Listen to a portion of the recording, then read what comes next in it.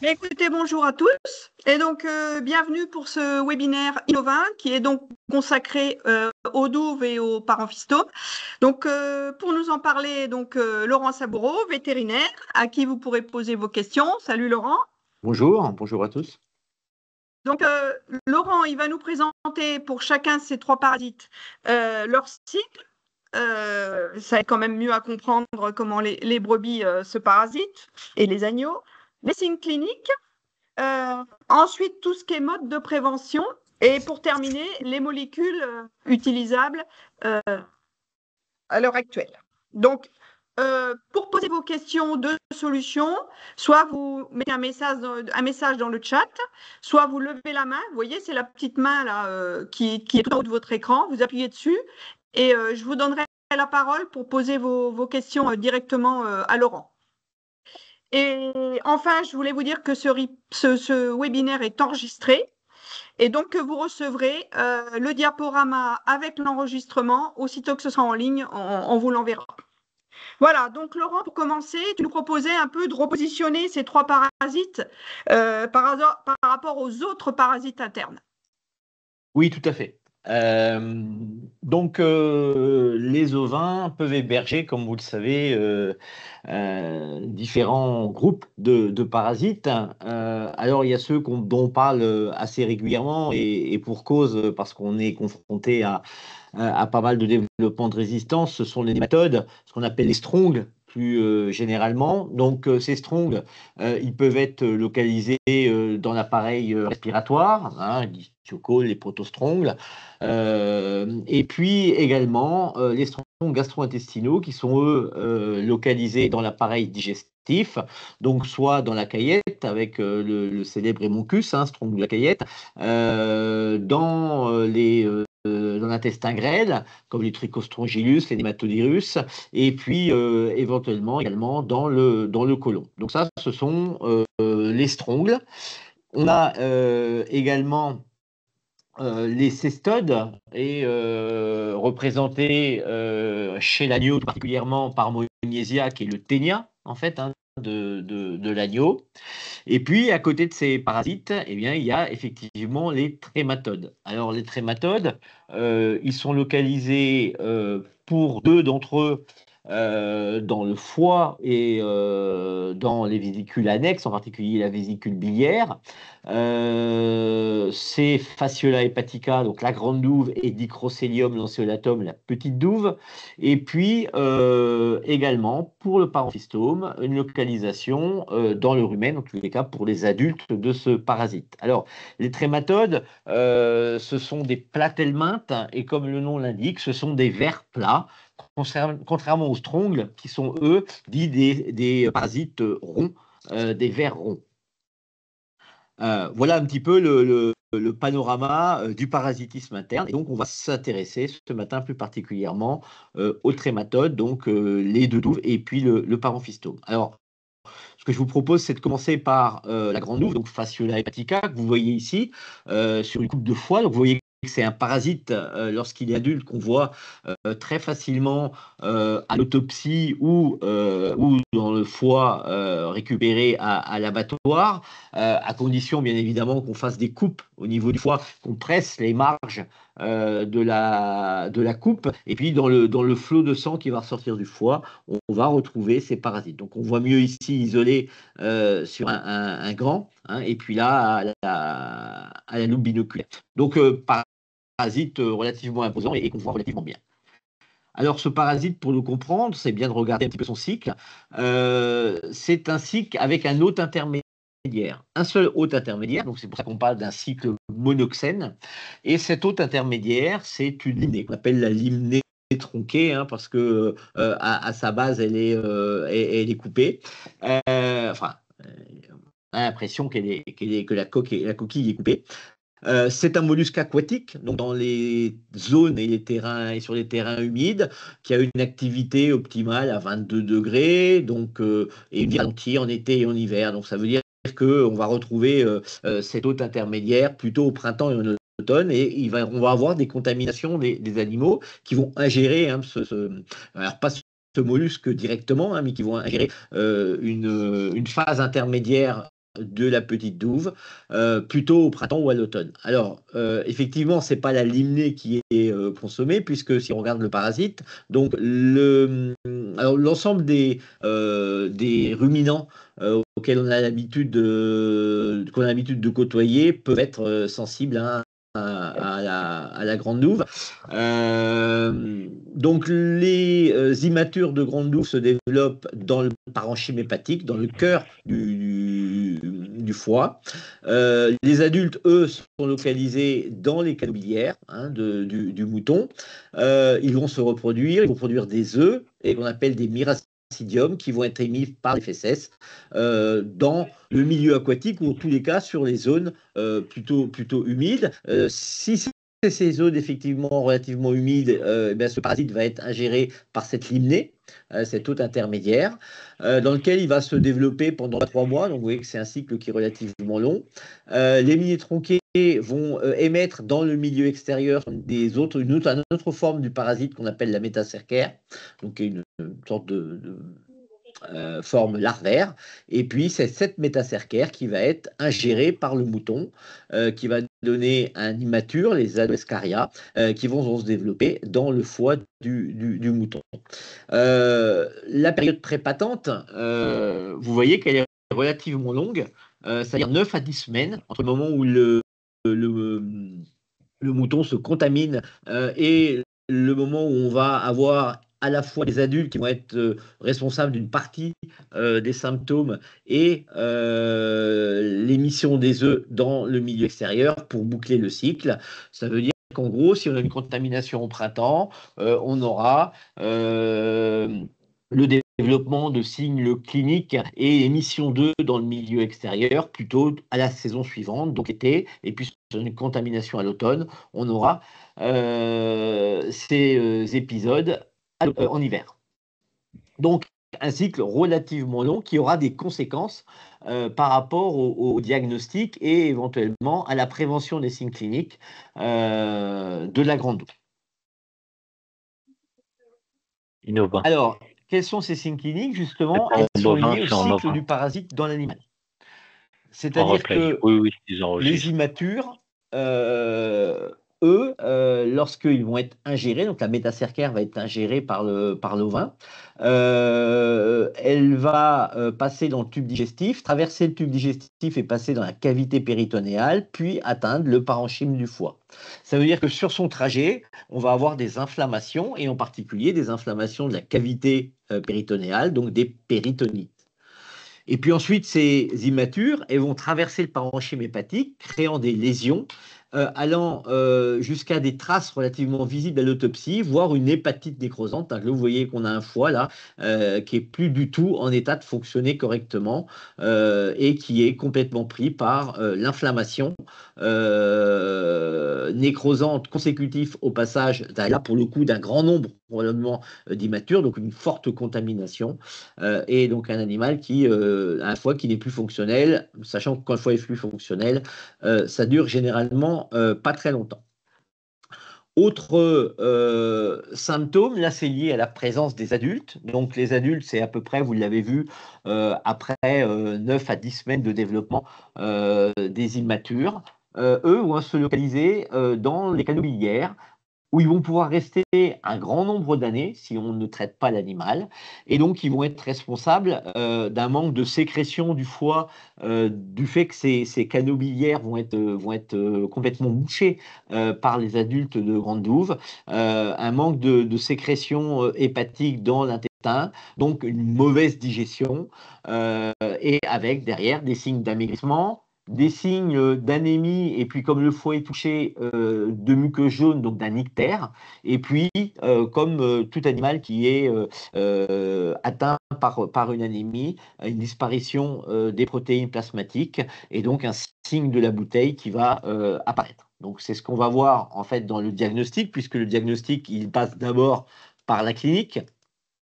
La forme chronique de grande douve, eh ben, c'est la forme liée à des accumulations de douves adultes dans le foie, donc avec ces symptômes consécutifs à une mauvaise assimilation, une mauvaise digestion, donc des animaux abattus, amaigris, une anémie qui va se transformer en ictère. Donc les muqueuses, là on voit les muqueuses de l'œil, mais c'est vrai aussi des muqueuses labiales relativement jaunes. Ce signe de la bouteille, donc on voit sur la deuxième photo ici, là, hein, cet œdème sous-glossien, responsable de l'hypoprotéinémie consécutive à l'anémie, et puis des signes digestifs de diarrhée et des conséquences sur la production de l'animal, aussi bien sur des baisses de la fécondité et des baisses de l'immunité. Donc ça, c'est lié à cette accumulation et ces conséquences de la présence des adultes dans les canaux biliaires.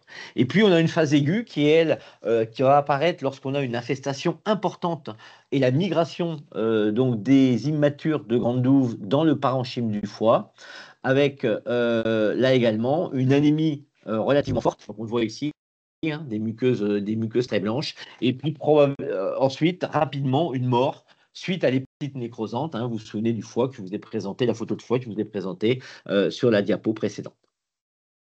Alors, on peut avoir d'autres éléments qui nous permettent de suivre un diagnostic. Bien sûr, le diagnostic nécropsique, soit lié à des remontées d'abattoir, hein, ou des saisies d'abattoir, mais également sur des signes à l'autopsie. Et puis, l'analyse copro, la grande douve se met assez facilement en évidence, d'autant plus si on utilise la technique de la flottaison, puisque les œufs de grande douve vont être, dans ce cas-là, plus légers que le liquide de flottaison. Ils vont remonter à la surface. Vous voyez ici un bel œuf de grande douve, hein. Donc œuf circulaire avec une coque tout autour et puis une coloration jaunâtre. Les limites de ce diagnostic par analyse copro, c'est que les grandes douves, seuls les adultes sont pondeurs. Donc, entre le moment où on a une contamination des animaux et le moment où on retrouve des œufs dans la copro, eh bien, il va pouvoir s'écouler plusieurs semaines, voire plusieurs mois. Et puis, ces grandes douves adultes pondent de façon intermittente. Ça veut dire qu'on aura un diagnostic de certitude par coproscopie uniquement si la copro est positive. Si elle est négative, on ne pourra pas se prononcer.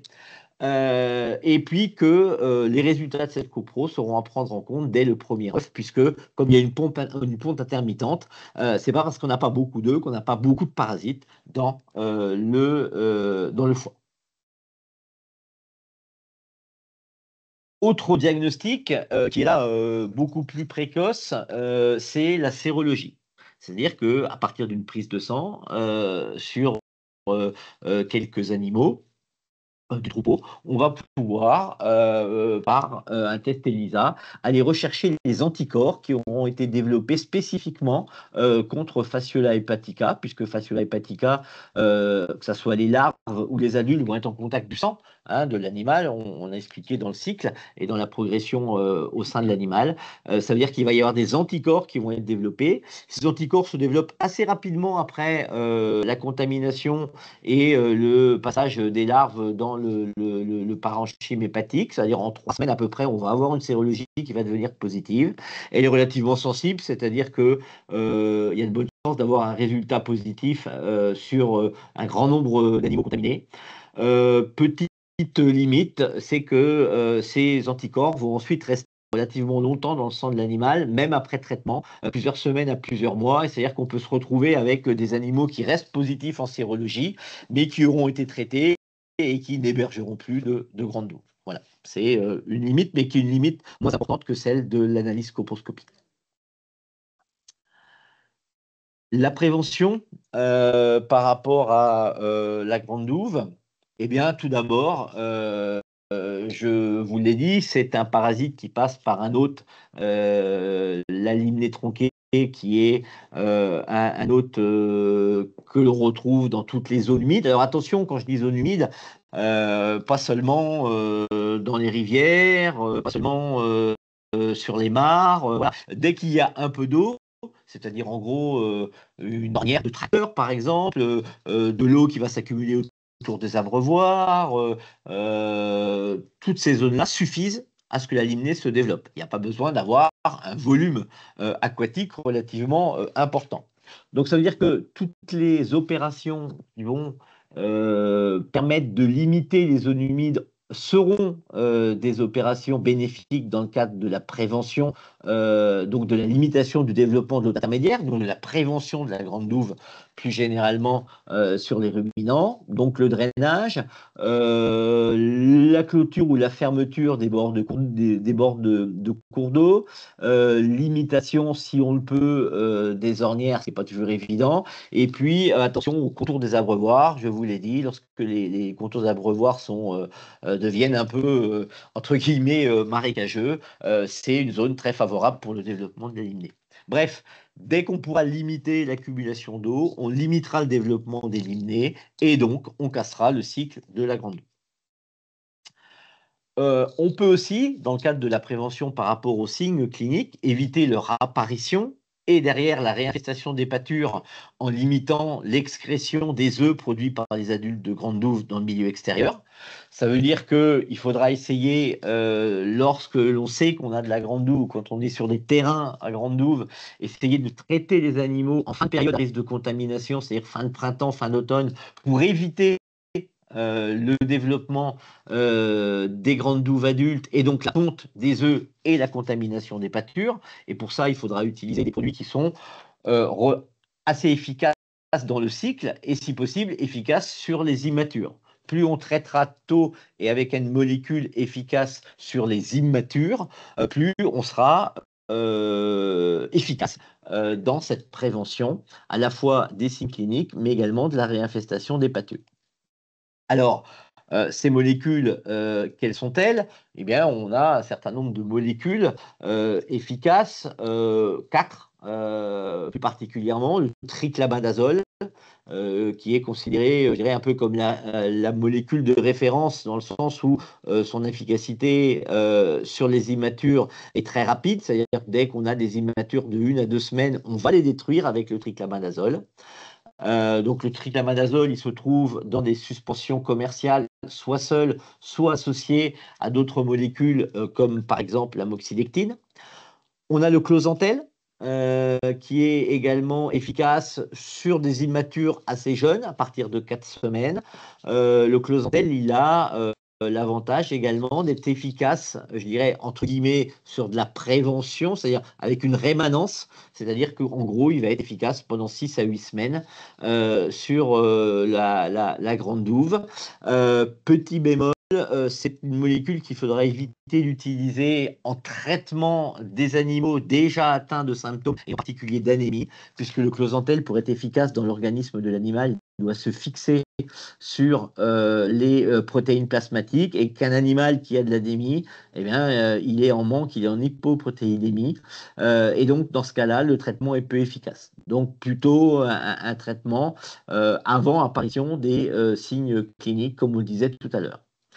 On a ensuite 2 molécules, albendazole et oxyclosanide, qui eux sont efficaces plutôt sur les immatures très âgés et sur les adultes de grande douve, donc qui seront plutôt des produits à utiliser une fois que les signes cliniques, enfin que pour utiliser une fois que les signes cliniques seront apparus, mais qui ont donc une efficacité moindre lorsqu'on pense à prévention des signes cliniques par efficacité sur les immatures de grande douve.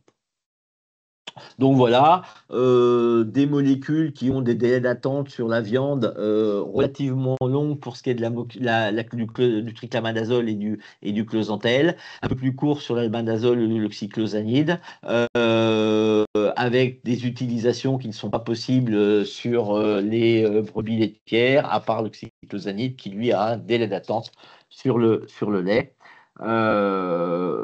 L'albendazole, il est utilisé à 2 fois la dose de base contre la grande douve, et l'oxyclosanide, il y a une stop dose à ne pas dépasser, mais qui suffit généralement pour traiter les grandes douves adultes. Ça, ce sont les molécules allopathiques. Est-ce qu'il existe des alternatives? À mon sens, peu de réellement efficace si on prend en compte la rapidité d'apparition des symptômes et la gravité et la rapidité, je dirais, aux conséquences fatales de la grande douve. Moi, en tous les cas, dans tout ce que j'ai testé, que ce soit extraits végétaux, que ce soit huile essentielle, au mélange de différentes substances de ce type. Bon, j'ai pas trouvé d'efficacité suffisante pour être suffisamment efficace et rapidement sur la grande douve. Voilà, dresser ce panorama de la grande douve. Je vous laisse maintenant la parole s'il y a des questions ou des partages d'expériences ou des avis contraires, ce qui est toujours possible. Donc, il y a une question d'Osvan qui demande s'il y a des races qui seraient plus ou moins résistantes à la grande douve et donc qui seraient plus ou moins adaptées au pâturage en zone humide, Laurent. J'ai pas à l'esprit connaissance de choses qui auraient été publiées de ce type-là. Je dis pas que ça n'a pas été, mais donc autant on a des choses sur les strongs là sur lesquelles il y a beaucoup de publications où on sait qu'effectivement il y a des races qui sont plus ou moins résilientes. Sur la grande douve, ça me vient pas à l'esprit. Donc ma réponse serait non. Autre question, après Sophie, je te laisse la parole. Quels sont les impacts négatifs de ces molécules? Alors, il y a déjà une question sur les résistances que tu viens d'aborder. Est-ce qu'il y a eu des résistances identifiées de la grande douve, donc aux antiparasitaires, aux familles que tu as citées précédemment? Non, pas de résistance, en tous les cas, pas à la mesure de ce qu'on voit sur les strongs gastro-intestinaux, une fois encore. Euh, et les effets négatifs, alors on va peut-être revenir à ce moment-là de ces différentes molécules. Non, c'est sur l'ensemble de ces molécules-là. Alors, à partir du moment où on respecte les doses et la stop dose pour l'oxyclosanide, il n'y a pas d'effet, je dirais, négatif ou de précaution particulière à avoir. Et aux doses qui sont indiquées et qui n'occasionnent pas de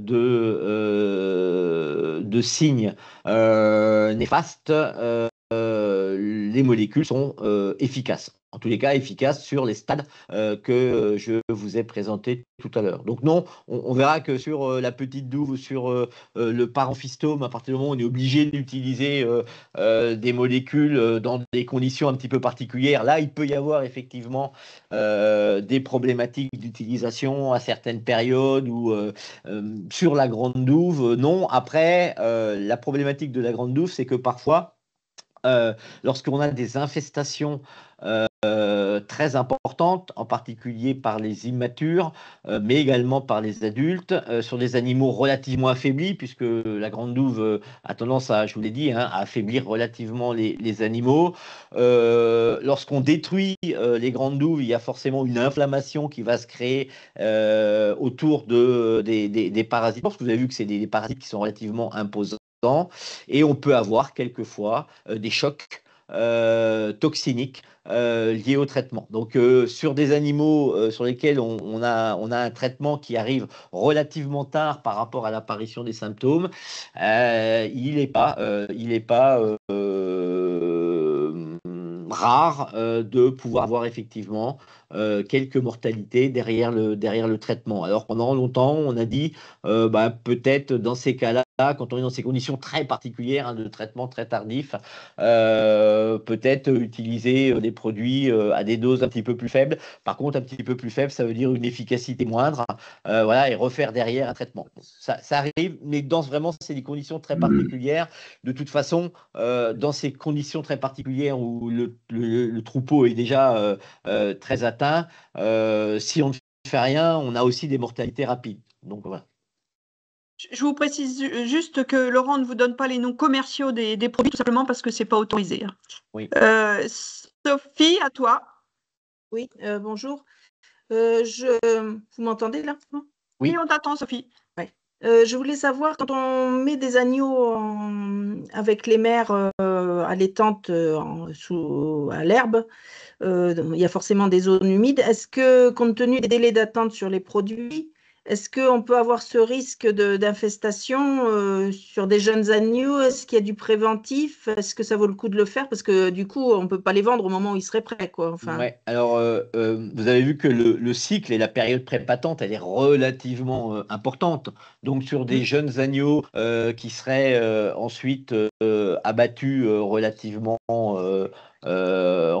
jeunes, je dirais, le temps que les contaminations se fassent. Donc il faut attendre que l'agneau commence à manger un peu, à manger d'herbe, le temps que les adultes les immatures se développent, qu'on arrive à des adultes. Alors, sauf forte infestation, on peut retrouver éventuellement à l'abattoir ensuite des foies qui sont douvés sur des agneaux. On n'a pas forcément le temps d'avoir des symptômes, je dirais. Donc, le traitement grande douve, sauf infestation très, très, très massive et très rapide, mais avec d'autres conséquences sur les adultes, il est rarement mise en place. Après, sur des agneaux qui seraient plus âgés, en particulier sur des agneaux gris, oui, ben après, il faut essayer de choisir dans les molécules, si jamais on a besoin de traiter, qui ont les délais d'attente les plus courts. Mais c'est vrai qu'en particulier le closantel, hein, sur lequel on a des délais d'attente qui sont très longs, voilà, c'est plutôt à éviter sur des agneaux de boucherie. En matière de diagnostic, tu nous as expliqué que si on avait dans les copros, c'est que voilà, il fallait traiter, mais si on Oui, n'avait pas, c'est pas forcément dire qu'elles n'en ont pas. Et tu nous as c'est ça. expliqué que la sérologie était quand même le plus efficace. Et il y a Maria qui demande ce que tu penses de la détection de la grande douve dans le lait. Alors, alors il y a la sérologie, je dirais, le test sérologique, ça reste ce qui est le plus précoce, très clairement. Après, moi, sincèrement, je travaille beaucoup en allaitant, je travaille peu sur les animaux laitiers. Donc, j'ai pas d'expérience particulière de recherche Donc là, je ne saurais pas répondre. Alors, je peux rechercher et puis je pourrais si j'ai le mail, envoyer un petit mail. Maria, est-ce que vous pouvez nous mettre votre mail dans la conversation, s'il vous plaît? La personne qui s'appelle Belle, elle peut prendre la parole. Oui, bonjour. Du Bonjour. coup, si on a eu à l'automne précédent les copros positives à la Grande Douve et qu'on a fait le traitement, est-ce que ça veut dire que maintenant, en systématique, chaque année, avant la rentrée en bâtiment pour l'agnelage, il faudra traiter? Non, ça ne veut pas dire ça, parce qu'en fait, la présence de grandes douves, elle est quand même très liée à, je dirais, aux conditions météo ou à des zones particulières. Donc, on n'a pas systématiquement de la grande douve tous les ans, sauf si les conditions de développement de la limnée sont réunies chaque année. Donc, non, ça ne veut pas dire qu'on va faire de traitement systématique. Après, si effectivement, sur 2 années sur 3, on se retrouve avec de la grande douve, et il y a des zones où c'est le cas, là, effectivement, il faut se poser la question de la prévention des signes cliniques au bon moment. Mais non, c'est pas parce qu'on a eu une année qu'on en aura forcément l'année d'après, parce que ça dépend beaucoup des conditions épidémiques. Dernière question sur Ok. la grande douve, et ensuite Laurent vous répondra directement par mail. Je vais prendre vos mails hein, avant qu'on passe au parentphistome. Sophie demande quel est le coût d'une sérologie, à peu près. Je ne l'ai pas en tête, pareil, je le noterai sur je Ok. ferai un petit mail. Ouais, ouais. Ben, on passe au parentphistome, et vous pouvez continuer à poser vos questions, il n'y a pas de souci. Oui. Alors, le parentphistome. Donc le parentphistome, c'est un cousin, je dirais, on va l'appeler comme ça, de la grande douve. C'est un cycle pareil à haute intermédiaire, hein, proche, très très proche de celui de la grande douve. Hein. On peut faire un peu un copier-coller. L'autre intermédiaire, c'est pas la limnée tronquée, mais c'est aussi une limnée ou un autre mollusque aquatique. Hein. Ça reste des mollusques aquatiques, donc avec un peu les mêmes conditions de développement. Le développement dans l'autre intermédiaire, c'est 40 à 60 jours. Donc, vous voyez, là aussi, c'est un peu voisin. La période prépatente, c'est-à-dire le développement du parasite dans l'organisme du mouton, également une période relativement longue, de 2 à 3 mois. Les immatures se développent dans la muqueuse de la caillette et de l'intestin, donc ils sont hématophages. Et puis ensuite, il va y avoir une migration rétrograde et les adultes, eux, vont se développer dans le rumen. Alors vous les voyez là, hein, c'est tous les petits points rouges, là, les petites cloques rouges là qu'il y a sur la muqueuse du réservoir gastrique, où ils pourront rester s'il n'y a pas de traitement relativement longtemps. Ils ont une longévité de plus de 5 ans dans le rumen. Alors, ça entraîne 2 types de pathologies, un peu comme pour la grande douve, hein, une parasitose aiguë si et seulement si il y a une infestation massive par les larves de paramphistome, donc consécutives au développement des immatures dans la muqueuse de la caillette. Et puis une pathologie qui est plus une pathologie chronique, on va appeler parasitose d'accumulation, liée à l'accumulation des adultes de paramphistome dans le rumen. Et des symptômes liés à des troubles de la digestion, puisque lorsque ces adultes de paramphistome sont dans le rumen, ils vont être chimivores, c'est-à-dire qu'ils vont consommer le contenu du tube digestif. Alors, contrairement à la grande douve, je dirais le cousinage s'arrête un peu là, puisque les formes aiguës, qui sont quand même assez fréquentes dans la grande douve, sont beaucoup plus rares pour ce qui est du paramphistome. Et ça entraîne des diarrhées qui sont relativement incoercitibles, c'est-à-dire inarrêtables, et puis une mort rapide en quelques semaines. La forme chronique, alors elle est relativement fruste, mais elle est plus fréquente. Elle est liée, donc, comme je vous l'ai dit, à l'infestation et le développement dans le rumen des adultes, et liée à la fois à la consommation du contenu digestif, mais également à l'inflammation de la muqueuse du rumen avec une ruminite et puis une destruction des papilles du rumen qui font son efficacité. Donc, on va avoir derrière des troubles du transit digestif et de l'absorption digestive avec des signes de météorisation, hein, de ballonnement, ou des diarrhées ou à l'inverse des constipations et puis des amaigrissements ou des retards de croissance. Donc, une pathologie aiguë relativement rare, beaucoup plus que dans la grande douve, et puis une forme chronique qui est vraiment qui apparaît lorsque on a énormément de paramphistome adultes dans le diagnostic. Avec la clinique, comme je vous l'ai dit, c'est pas facile, hein, parce que les symptômes digestifs sont relativement frustres. Bien sûr, si on a une phase aiguë, là c'est un petit peu plus facile, mais comme elle est très rare, on est moins habitué, c'est moins évident. Par contre, à l'autopsie, hein, vous le voyez, hein, à l'œil nu, on voit relativement bien les adultes de paramphistome à l'œil nu. L'analyse copro, on a un peu au moins une des limites qu'on avait dans la grande douve, c'est-à-dire la période prépatente relativement longue et le fait que seuls les adultes produisent des œufs, donc ça veut dire que le diagnostic il est relativement tardif.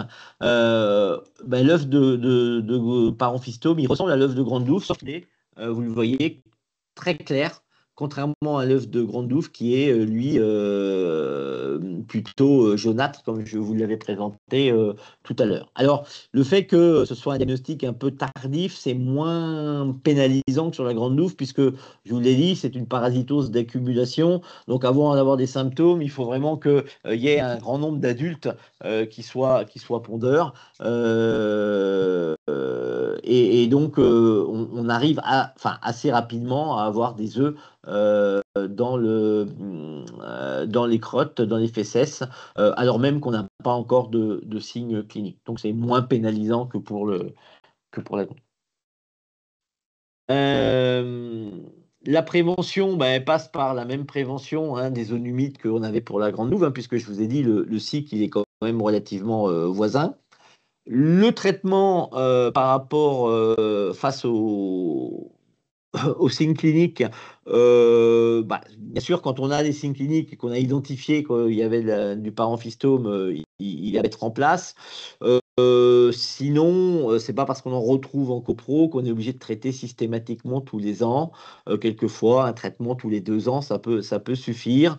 On n'a pas beaucoup de choix en termes d'allopathie, c'est-à-dire qu'il faut avoir recours à l'oxyclosanide hors AMM. C'est-à-dire que l'indication parenphystome ne figure pas dans la MM de l'oxyclosanide et il faut ne pas respecter la stop dose que je vous présentais tout à l'heure sur le tableau des molécules permettant le traitement contre la grande douve. Pour être efficace, là, il ne faut pas respecter cette stop dose. Forcément, comme on ne respecte pas la stop dose, on a des effets secondaires qui sont généralement caractérisés par de la diarrhée. Donc, lorsqu'on traite des animaux contre le parenphystome avec de l'oxyclosanide sans respecter la stop dose, il ne faut pas être surpris derrière le traitement d'avoir des signes de diarrhée qui sont relativement assez vite réversibles derrière. Mais voilà, il faut en être prévenu. Est-ce que d'autres molécules existent? Moins d'essais. Il y a des publications qui ont été faites avec l'albendazole, qui est un benzimidazole qui permet de traiter, comme on l'a vu tout à l'heure, la grande douve, et puis on le verra tout à l'heure également la petite douve. Certaines publications montrent qu'il y a une efficacité, c'est-à-dire qu'en gros, quand on traite la petite douve à l'albendazole, on peut avoir quand même une certaine efficacité contre les adultes de parenphystome. Sur les alternatives, il en existe qui sont vendues à base d'extraits végétaux, des choses comme ça.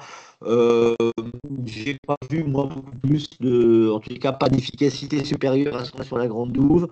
Là, c'est peut-être un peu moins pénalisant parce qu'on a quand même un effet, à part si lorsqu'on a une symptomatique liée à la phase aiguë, on a quand même moins de conséquences cliniques du parenphystome que sur la grande douve. Donc, ça peut effectivement, on peut avoir recours à ces alternatives si on le souhaite, sachant qu'il faut avoir à l'esprit que voilà, l'efficacité, elle est quand même relativement modérée. Voilà pour le parenphystome. Est-ce qu'il y a des questions? Alors, on va prendre 5 minutes de questions, Maxi. Donc, Ben, vous pouvez prendre la parole.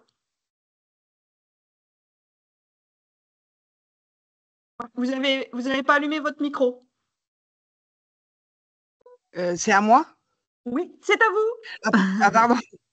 Du coup, par rapport aux copros, quand on est dans un élevage où sur chaque copro, le parenphystome apparaît, quel est le seuil tolérable avant traitement? Et s'il y a traitement, est-ce qu'il faut faire un traitement collectif ou uniquement sur les animaux qui sont vraiment maigres?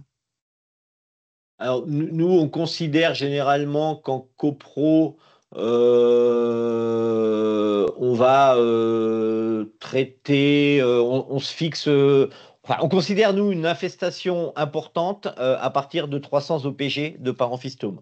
Voilà. Alors, ça ne veut pas dire qu'il ne faut pas traiter avant, mais ça veut dire que voilà, à partir de 300, là, on ne se pose peut-être plus la question de savoir si c'est une parasitose cumulative ou pas.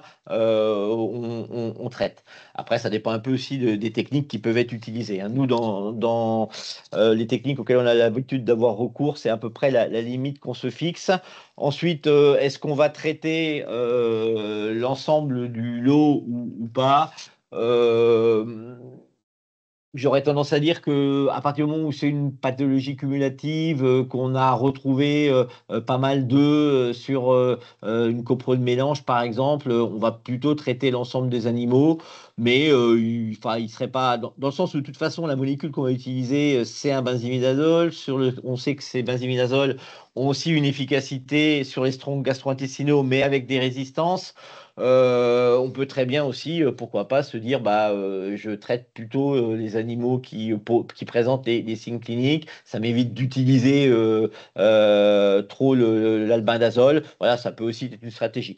Moi, j'aurais plutôt tendance à dire, à partir du moment où on veut traiter le paramphistome, et parce qu'on a des raisons de le faire, on traite plutôt l'ensemble du lot. Sophie, à toi. Tu as la parole. Oui, merci. Sachant qu'on risque d'avoir des infestations printemps et automne qui correspondent aussi aux périodes de reproduction, est-ce qu'il y a des molécules qui sont tératogènes dans tout ce que vous avez cité? Il me semble que oui, mais j'ai plus en mémoire Alors, sur cette la leçon. partie, on reste bien sur le paramphistome, hein. Oui. Sur l'oxyclosanide, non, hein, même sans respecter la stop dose, hein, le seul élément un peu négatif, c'est ces diarrhées qui apparaissent derrière le traitement. Après, si on utilise l'albendazole, ben, on sait que l'albendazole à 4 fois la dose, il a effectivement des effets tératogènes en début de gestation. Mais généralement, sur les publications qui montrent une certaine efficacité sur le paramphistome, on est plutôt à la même dose que sur la grande douve, donc 2 fois la dose, sur lesquelles il n'y a pas cet effet tératogène. Donc sur le paramphistome, non. Et pour la douche, J'en Ça veut dire quoi? Pardon? Ça veut dire quoi, tératogène? Tératogène, c'est-à-dire risque de, lorsqu'on traite des animaux durant la phase de développement embryonnaire, d'avoir naissance d'agneaux mal formés. Merci. Un Oui, Sophie, Sophie? on en reparlera sur la petite douve. Ouais. Sophie, je t'ai ok. coupé la parole. Vas-y. Oui, non, mais j'allais dire, et sur grande douve et petite douve, tant qu'on y était, mais On va s'il y parler de la avait petite des douve après, molécules, donc mais vous l'abordez après. ouais. Excusez-moi. J'en profite Merci. d'ailleurs, je crois que c'est toi qui avais posé la question sur les tarifs, hein, de dosage en fait Zéro. des séraux on est sur un tarif d'à peu près alors sur le lait on est à 6-7, entre 6 et 8 euros selon les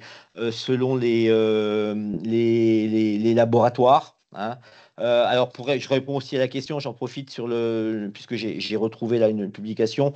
On a une bonne sensibilité et spécificité, hein, sur le lait de mélange, généralement, hein. Donc, c'est comme ça que c'est utilisé.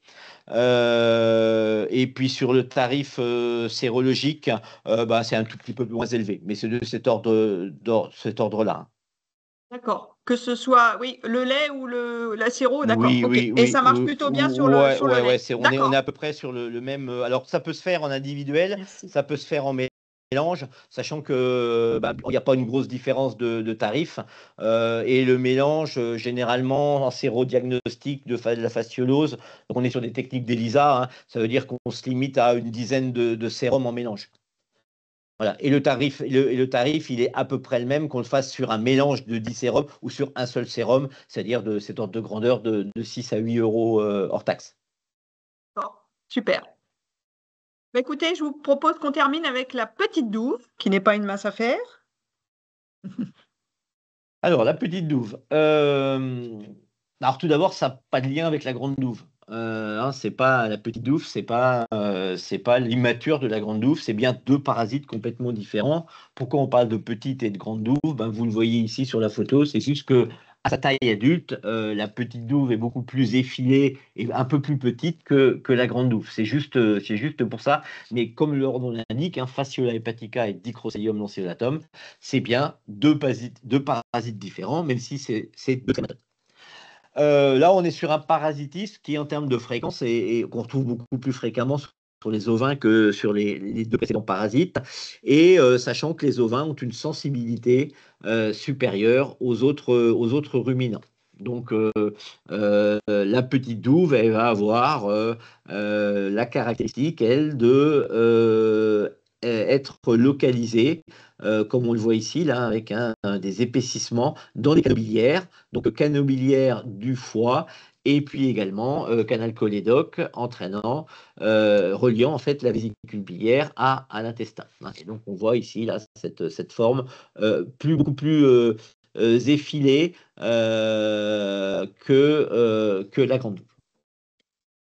Alors, le cycle de la petite douve. Alors, en fait, là, on est sur un cycle qui dit hétéroxène, c'est-à-dire qu'il y a aussi des hôtes intermédiaires, mais là, non seulement il y a bien un mollusque, mais qui est un mollusque terrestre et pas aquatique, mais on a aussi une fourmi. Alors, comment se passe ce cycle?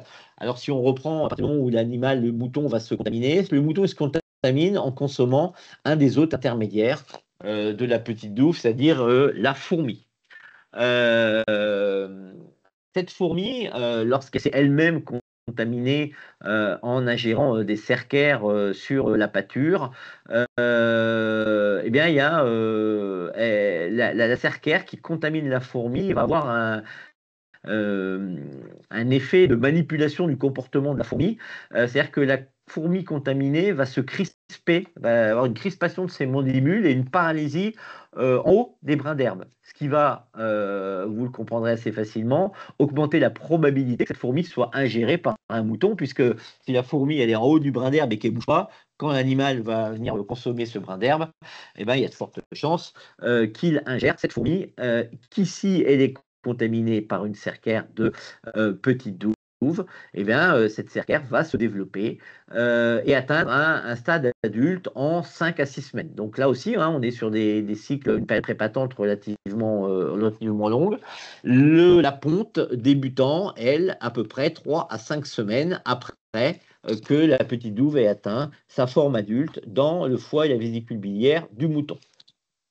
La ponte va entraîner l'excrétion d'œufs dans les matières fécales, donc plusieurs milliers d'œufs par animal et par jour.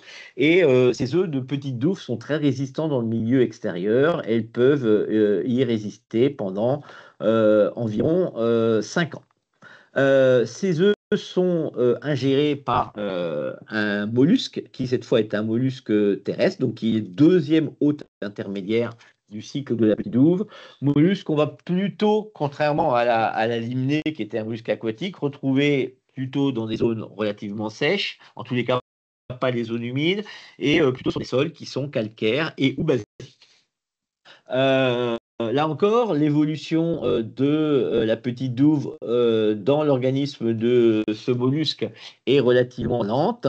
Et en plus, il faut des températures qui soient un petit peu positives, plus de 4 ou 5 degrés.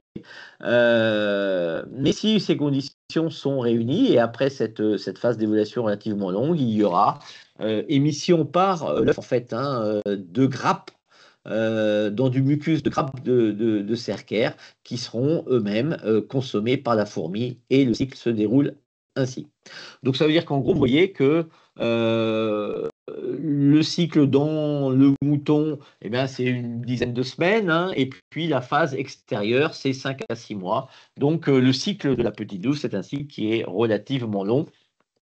Néanmoins, comme depuis quelques années, on s'aperçoit qu'on retrouve un petit peu de la petite douve à toutes les périodes, on pourra avoir des contaminations des animaux au pâturage un petit peu à toutes les périodes. Alors, les signes cliniques sur la petite douve elles sont liés à la localisation de ce parasite dans, je vous l'ai dit, les canaux et la vésicule biliaire de l'animal, où ce parasite va consommer la bile de l'animal, donc les sécrétions destinées à être envoyées vers le tube digestif pour faciliter la digestion et l'assimilation. La présence de ces petites douves va entraîner une distension, une inflammation, un épaississement des canaux, donc un moins bon fonctionnement de ces canaux dans leur rôle de transmission des sécrétions hépatiques vers le tube digestif. Ce qui veut dire que ces sécrétions, il va y avoir une perturbation de ces sécrétions hépatiques vers le tube digestif, et donc une altération à la fois de la digestion et de l'assimilation. Donc des symptômes qui vont être la conséquence de ces lésions, avec forcément un impact à partir du moment où on touche à la digestion et à l'assimilation, aux périodes où l'animal a le plus besoin de valoriser son alimentation. Et sur des brebis, c'est plutôt la fin de gestation et le début d'allaitement. Ça veut dire quoi? Ça veut dire qu'à ces périodes période-là, si la brebis est contaminée par les petites douves, le foie et les sécrétions biliaires ne vont pas pouvoir jouer leur rôle dans le tube digestif, la digestion et l'assimilation qui est fait au niveau du tube digestif. On va donc avoir des amaigrissements, des baisses de qualité ou des absences de colostrum et de lait. Ça veut dire quoi? Ça veut dire que si on a des animaux qui arrivent en fin de gestation avec cette contamination par la petite douve, on va avoir naissance d'agneaux qui seront généralement des agneaux tout petits, avec un poids relativement faible, avec derrière un manque de colostrum, donc une conséquence sur l'immunité transférée aux agneaux, et puis un manque de lait. Tout ça étant également lié à forcément un amaigrissement de la brebis, puisque n'arrivant pas à subvenir aux besoins de développement de son fœtus ou de développement des agneaux à l'allaitement, il va prendre sur ses réserves. Et généralement, sur des animaux, des brebis très contaminés à cette période-là, si on ne les a pas traités, on a des agneaux qui vont être des brebis qui vont rester mecs très longtemps, qu'on va avoir énormément de mal à récupérer. Donc ça, c'est vraiment la période critique de la présence de la petite douve. Autant des brebis qui sont, je dirais, à l'entretien, qui sont en dehors de cette phase critique de la fin de gestation et du début d'allaitement, vont pouvoir vivre avec avec leur petite douve. Autant à cette période-là, c'est vraiment des conséquences qui sont relativement pénalisantes, à la fois sur l'aspect clinique des choses, mais également sur la production et l'aspect zootechnique. On peut retrouver ces éléments un peu pénalisants sur des agneaux gris qui seraient à l'engraissement, parce que bien évidemment, là aussi, hein, c'est comme on disait tout à l'heure sur la grande douve, du fait du cycle relativement long, on a généralement peu de nécessité d'aller traiter des agneaux qui sont abattus relativement jeunes contre la petite douve. Mais sur des agneaux plus âgés, en particulier des agneaux qu'on va rentrer à l'engraissement, on peut avoir des conséquences de la petite douve. Le diagnostic, eh bien, il est à la fois épidémiologique et clinique, c'est-à-dire qu'on va toujours rapprocher la période d'apparition, c'est-à-dire le stade physiologique où lequel on va avoir les symptômes, et on vient de les décrire, hein. Et puis par rapport à des zones, on sait qu'il y a des zones et des sols favorables aux hôtes intermédiaires, une météo favorable. On disait pendant très longtemps, la petite douve, c'était vraiment un parasite de sécheresse. Bon, on s'aperçoit aujourd'hui qu'avec l'évolution un petit peu du climat que l'on a, on retrouve un petit peu la petite douve un peu partout et à toute période. Mais voilà, on sait très bien qu'il y a des exploitations où systématiquement, lorsqu'on fait une recherche, on retrouve de la petite douve. Alors, la recherche, elle se peut faire à l'autopsie. Donc, on voit hein, à l'œil nu, comme je vous l'ai dit, hein, dans les canaux biliaires. Donc, il faut aller ouvrir la vésicule biliaire, il faut aller ouvrir les canaux pressés et on va retrouver les petites douves. On peut les voir à l'œil nu. Il faut être un petit peu plus, je dirais, vigilant que pour la grande douve parce que la taille est un peu plus petite, mais ça se voit bien à l'œil nu. Et puis, il y a également le recours au copro. Donc, on retrouve assez facilement la petite douve à la copro. La limite, là aussi, c'est la période prépatente relativement longue. Donc, c'est un diagnostic, je dirais, tardif. Mais c'est un diagnostic qui, pour moi, est à systématiser avant d'arriver à la fin de gestation. C'est-à-dire, en gros, allez, 1 mois et demi, 2 mois avant la fin de gestation. Et que si jamais on retrouve de la petite douve, ben là, il ne faut pas trop se poser la question. Il faut traiter. Et pour moi, il faut traiter l'ensemble du lot. Puisque il n'y a pas d'autre prévention contre les signes cliniques et les conséquences zootechniques. Il y avait fait peu de moyens de lutte applicables contre les hôtes intermédiaires. Là, on n'est pas sur un mollusque aquatique où on peut effectivement, je dirais, agir sur les terrains et les zones les plus humides. Là, il n'y a pas grand-chose à faire, ni sur le mollusque terrestre, ni sur la fourmi. Alors, le traitement, là, malheureusement aussi, on est relativement limité. En allopathie, seuls les benzimidazole ont une efficacité en augmentant les doses. Et on sait très bien que ces benzimidazole ne sont efficaces que sur des petites douves dont la contamination, qui sont présentes dans l'ovin et dont l'ingestion par l'ovin date de plus de 8 à 9 semaines. Ça veut dire que ces molécules qui sont à notre disposition ne permettent pas de détruire l'ensemble des immatures de petites douves.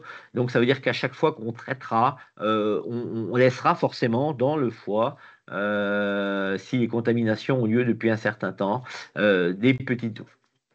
Alors, on peut utiliser l'albendazole. La dose préconisée par l'AMM ovine, c'est 4 fois la dose, sachant que l'albendazole, la suspension commerciale qui existe et qui a une AMM sur l'espèce ovine, donc c'est la suspension à 1,9%, ça fait des doses qui sont relativement importantes, des quantités importantes à administrer, de 8 millilitres pour 10 kilos. Alors, il existe d'autres suspensions commerciales d'albendazole à des dosages plus importants, mais qui n'ont pas d'AMM sur l'espèce ovine, qui ont uniquement une AMM dans l'espèce bovine, qui normalement, donc réglementairement, ne peuvent pas être utilisées puisqu'il existe une suspension avec AMM. À cette dose, donc de ce dosage de 4 fois la dose, il faut éviter donc le traitement pendant le premier tiers de gestation. Ça, c'est l'AMM qui nous le dit. Le risque étant effectivement qu'en traitant le premier tiers de gestation, on traite pendant la phase de développement de l'embryon et qu'on peut avoir, c'est pas systématique, mais on peut avoir à naissance ensuite d'agneaux présentant des malformations. Dans la bibliographie, on retrouve aussi quelques articles, très peu nombreux, mais quelques articles qui montrent qu'on a une efficacité également de l'oxfendazole, qui est un autre benzimidazole, à une dose inférieure à 3 fois la dose, c'est-à-dire sur les suspensions à 2,265% qui existent sur le marché, 6 millilitres pour 10 kilos. Par contre, là, on est hors AMM, c'est-à-dire que l'AMM ne prévoit pas cette indication petite douve. L'avantage, c'est que sur l'oxfenazole, les effets tératogènes que je vous décrivais tout à l'heure ne sont décrits qu'à 4 fois la dose.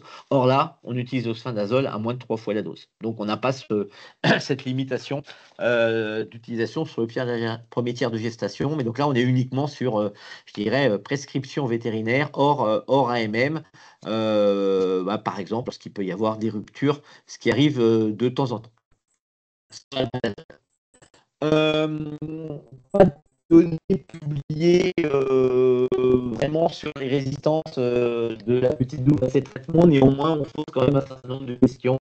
Et il y a un projet qui a été accepté dans le cadre du plan Éco-Antibio 3, qui est porté par le GDS de la région centre avec différents partenaire qui débute là et qui a pour objectif d'essayer d'évaluer s'il n'y a pas une résistance de microcélium à l'albendazole et d'évaluer également les critères de suivi de la diminution d'efficacité en élevage si réellement elle est liée à cette résistance. Donc voilà, il y a des choses qui se mettent en place pour essayer de voir un petit peu où on en est par rapport à cet albendazole qui est très utilisé systématiquement contre la petite douve.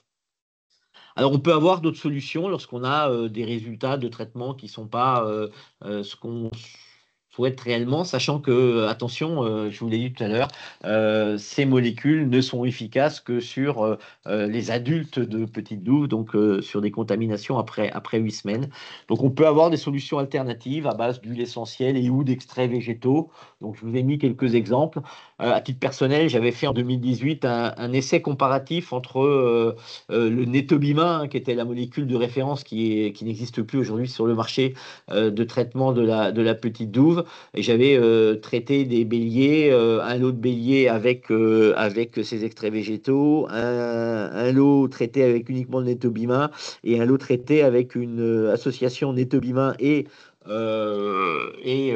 extraits végétaux, dans le sens où ces extraits végétaux sont généralement distribués en fait sous forme de granulés dans l'alimentation pendant une dizaine de jours. Je m'étais aperçu que le traitement uniquement avec les extraits végétaux donnait pas de meilleurs résultats que le netobima, mais pas de moins bon, et que par contre, en associant les deux, on avait un effet plus intéressant. Donc, ce recours aux alternatives et à l'utilisation d'extraits végétaux, moi, je le mets assez souvent en place, en particulier, par exemple, sur des fins de gestation, quand on veut faire quelque chose de façon un peu systématique. À partir du moment où on a des animaux qui sont rentrés, où on peut complémenter, ça peut être intéressant, soit en remplacement si on n'a pas de signe d'alerte particulier des benzimidazole, soit en association. Voilà. Je serais plus, je dirais, plus positif sur ces solutions alternatives par rapport à ce que je vous ai dit sur la grande douve ou sur le paramphistol. Voilà.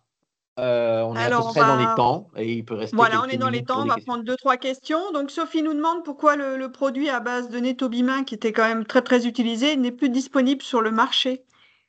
Alors, la raison donnée par le laboratoire producteur, c'était un problème d'approvisionnement dans la molécule, dans le fameux Netobimin. Voilà, ça c'est la raison officielle évoquée. Il y en a peut-être d'autres, mais en tous les cas, c'est celle-ci qui avait été évoquée à l'époque.